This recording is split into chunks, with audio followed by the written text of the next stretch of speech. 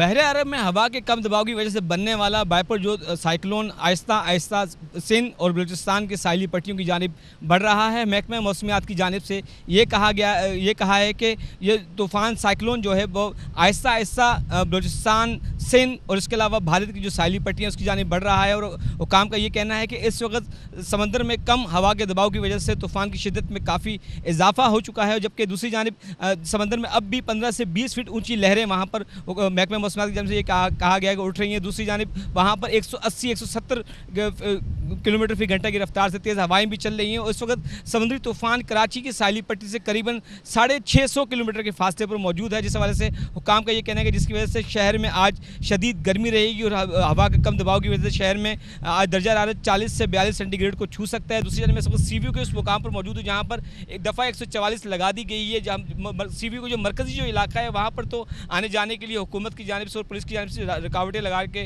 रास्ते बंद कर दिए गए। मेरे कैमरामैन दिखा सके राइट हैंड पर आपको नजर आएगा यहाँ की जो साहिली पट्टी है वहाँ उस दीवार पर अभी भी शहरी यहाँ पर पहुँचे हुए समंदर का जो नज़ारा करने के लिए यहाँ पर आए हैं, तूफ़ान को देखने के लिए यहाँ पर आए हैं। तो काम यही कह रहे हैं कि वो शहरियों को बचाने की कोशिश करेंगे। उस तमाम चीज़ों के हवाले से प्री मेजर जो प्रिकॉशंस वो ले लिए गए हैं। शहरियों को सीवीओ और दीगर जो साहिल है वहाँ पर जाने से रोका जा रहा है। जी,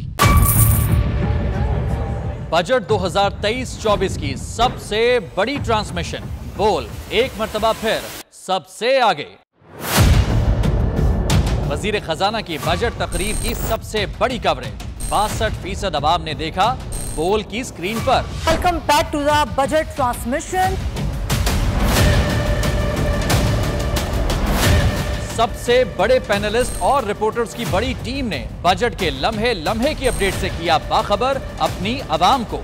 गुजरात में यूं कह रहा हूं कि एक तरफ ये ख्वाहिश है कि लोगों को रिलीफ दी जाए, क्योंकि इलेक्शन सर पर है, तो कोई ऐसा बजट दे जो पॉपुलिस्ट हो, क्योंकि बोल रखता है खबर के हर पहलू पर नजर। बोल है सबसे आगे, सबसे पहले। सब्सक्राइब करें और बेल दबाएं ताकि कोई खबर रह न जाए।